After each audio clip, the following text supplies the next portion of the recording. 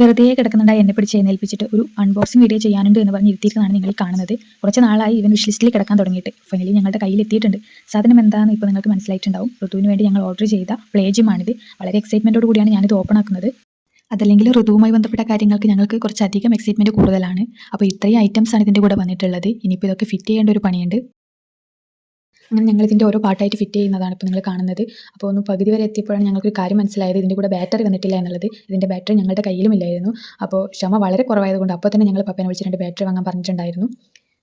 അങ്ങനെ ഓൾമോസ്റ്റ് എല്ലാം ഞങ്ങൾ ഫിറ്റ് ചെയ്ത് റെഡിയാക്കി പ്ലേ ജിം ഫിനിഷ് ചെയ്ത് അവിടെ വെച്ചിട്ടുണ്ട്. സെറ്റ് ചെയ്ത് തീരലും ഋതുണരലും ഒരുമിച്ചായിരുന്നു. അതിനിടയിൽ ഞങ്ങൾ ജസ്റ്റ് ഒന്ന് അവനെ അതിൽ കിടത്തി നോക്കിയിട്ടുണ്ടായിരുന്നു. പിന്നീട് ബാറ്ററി വരാൻ വേണ്ടി വെയിറ്റ് ചെയ്തു.